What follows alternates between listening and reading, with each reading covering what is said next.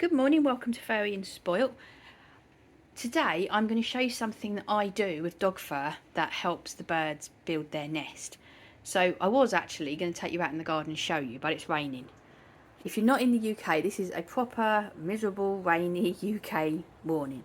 We're in spring and the weather's getting a whole lot better, but it's raining and I obviously own dogs. I don't care about going out in the rain, but I don't know how my camera's going to feel about it. So let me show you what I've been doing. Are you alright, Humps?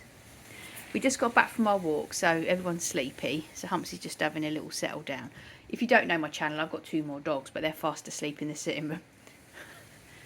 It wasn't raining when we went out, thankfully. It was just a very windy morning. We're on a weather warning for wind, but not raining. But it was a nice brisk walk. So we're in April, and the birds are building their nests. And so what I do is I break up so starting about middle of March, I break up lots of little sticks and I put them into a pile in the garden, and the birds come and take them to build their nests, and it's really lovely to watch, and I really enjoy it. It's really nice to see that. I did actually put up a video a few weeks ago and there was a little clip of that in it. I had to delete the video because I didn't realise, but now I do, that some of my videos, because when I record, when you come to my house through YouTube, I don't tidy up. You get me as I'm at. And there was a pile of mail and my address was on it, and I hadn't realised that you could actually see quite a bit of my address. So I had to delete those. So you may have seen the birds picking up the sticks, or you may not have done. But what I'm doing this week is, so after they go through stick season, so for us it's been sparrows and blackbirds. After they've been through stick season, what I do is I collect my dog fur. So we've got 2 other dogs. So one is a Bichon cross, and should we go and find them? Let's just go and see where they are. We've got Pickle Boy, who is a, don't really know, Beagle crossed with a King Charles Spaniel, some Bichon, because he's got sort of a Bichon-y coat. Then we've got my little Albert here. Albert, say hello. Say hello to the people. Yeah, you having a sleep after your walk? You're cosy, having a lovely sleep. You're a gorgeous boy. And then we've got my Pickle Boy over here, who is a real mix of things. Aren't you, my darling? Are you having a lovely sleep as well? But these 2 are non-shedding. So if you're new to dog ownership, that just means that their fur doesn't shed. Actually, non-shedding isn't true. Non-shedding dogs still do shed, but it is nothing like dogs that shed. Like Humps here, he's some corgi cross golden retriever type pile of gorgeousness, aren't you? He's got a double coat, so he sheds really badly, but he doesn't need us to groom him. So the other 2, that we groom our dogs ourselves, and so it means that we get bags of fur like this. And what I've been doing is putting it out in the garden, and the birds have been taking it, so it just ends up like this. So it's all curly, it's all different colours, because I mix it in, just put it all in one bag, and I put that out in the garden. I put it out there on top of the steps, and the birds know it's there. And if it's a windy day, I wedge it in between the pots, and the birds come and take it and fly off with big piles of it to make their nest. And I just think that is the most gorgeous thing. Now you've got to be careful, because if you use some kind of materials, the baby birds can get their claws stuck in it. So I'm not sure how true this is, but I have had people, I have never done it, but I've heard people say if you put, like I crochet, so it would be easy for me to put all my odds and ends of wool out there, but I don't, because someone said that the babies can get it stuck because of the way it's weaved. The baby birds can get their claws stuck in it. No, do they have claws? Do baby birds? They don't have claws, do they? What do baby birds have? Is it claws? Maybe it is claws. But they can get it stuck, so I don't do that. I don't know if that's true or not, but I don't do it.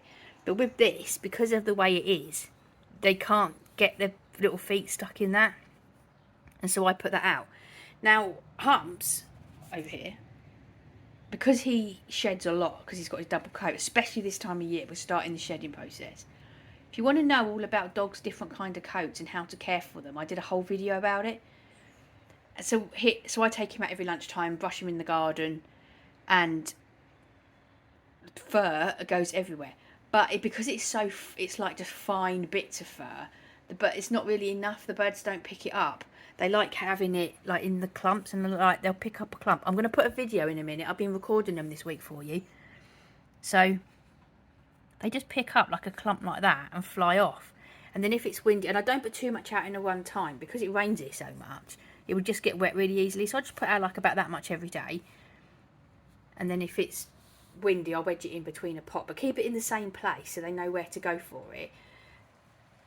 And that just saves them so much energy because they haven't got to go flying all over the place trying to find bits. And you'll see. Well, I'm going to put the videos up now. So just little couple of minute videos just showing you them doing it. I'll just put that up now.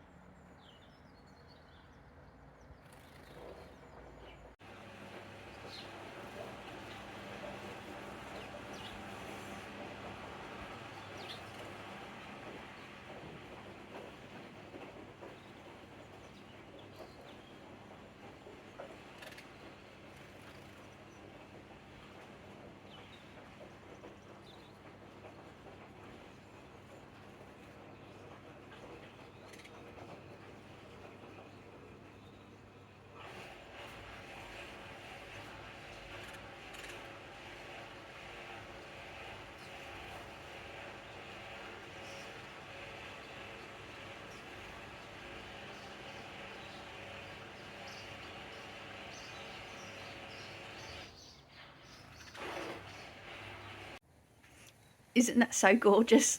It's just lovely, isn't it? Are you all right, my darling? You're a gorgeous boy, aren't you? You are. You're a gorgeous boy. I can waste so much time standing and what. It's not really wasted time. It's glorious, isn't it? But you know, sometimes I should really be doing other stuff. Just watching the birds take the fur is just a gorgeous thing. There's something that I want to talk to you about because some of you might be able to help me with this. I have always loved feeding the birds and providing water for them. I absolutely love doing it.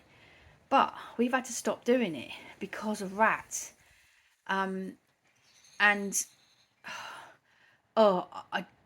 this went on. It started with mice, and so I moved the bird feeder further away from the house. But we've only got a little garden. It can't go that much. There's not much further it can go.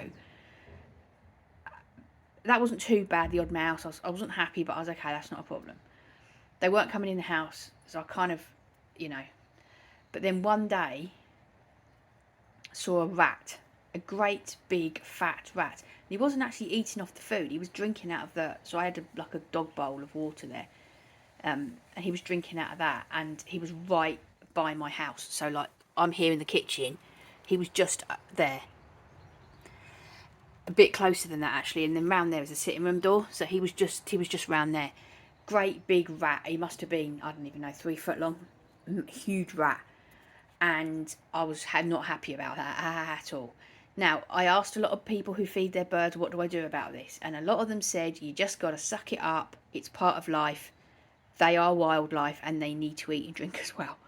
Now, I am a huge animal lover and I'm all for helping wildlife, but I cannot accept having rats that close to my house. I just can't. I'm not okay with that. And also because I've got 3 dogs, so there's bowls of water all around this house. And I just think that because rats drink so much water, especially in the summer when there's not much around, I don't want them coming in the house. There's just no way. I just cannot have rats in my house. I just cannot. I just can't.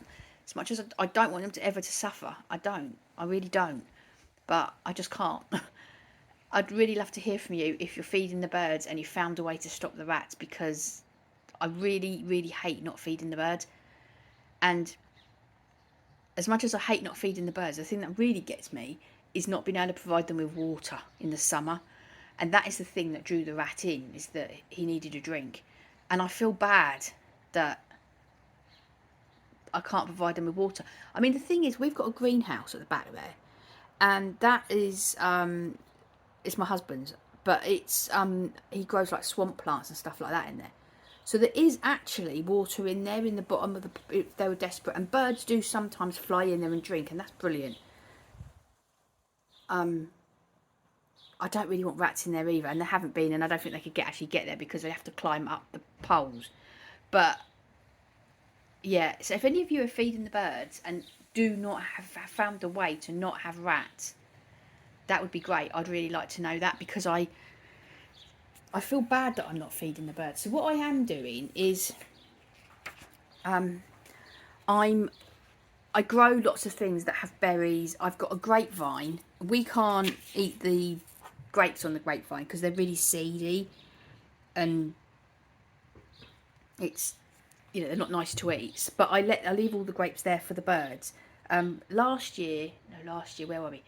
Last year we had a really wet summer, and I didn't see any birds ever eat them. The summer before we had a really bad heat wave. It was like 40 degrees, which for the UK is extremely hot. And the birds were obviously struggling more, and that's when I had the water out for them, and that's when the rat came. And in that year they were eating the grapes more. So I tried to do what I can to help them, like, more natural. You see, we've got plants everywhere. It's a, you know, it's a built up garden, so there's insects and stuff like that. I don't sweep up all the time, so there's insects on the ground for them. So I try to feed them as naturally as I can. And out the front, the pigeon, we've got, well, it's sort of gravelly, and I've got fruit trees out there, but through the gravel grows bindweed, and I do keep on top of it, but I also leave some because the pigeons eat it. So I am doing my bit for birds, and that feels nice. But I just was doing a whole lot more, and now I can't feed them at all. But the thing is, the feeding, you know, is something obviously I want to support them in. But the thing that really gets to me is the water, because in the summer, and the thing that really gets to me is really heartbreaking is, so when I had the bowl of, it was just a bowl of dog water out there, all these little sparrows kept coming down drinking all the time, and I had a robin that came and drank out of it all the time. But I just can't have the rats. I just can't. And please don't say you just got to suck up the rat. I cannot have rats in my house. I just can't. I just can't. So, or maybe there's nothing I can do about it. Maybe what I'm doing is the best I can do to help them. I hate it. I really hate it. But anyway, so I've been really putting extra effort in with the fur so that they're not using up more energy to make their nests. So that's what I've been up to. If you are putting fur out for your animals, for your birds, that would be great. I'd love to tell me about that, because I would love to hear about that. But also, yeah, if you're feeding the birds, stories. Right, that's all I've got to say today. Humps, he's fast asleep, gorgeous boy. We've been on a walk. This is like for the next 2 hours, everyone just sleeps deeply. It's all very relaxed. Okay then, well, I hope that you have a lovely day. I'll see you in the next video. Bye bye.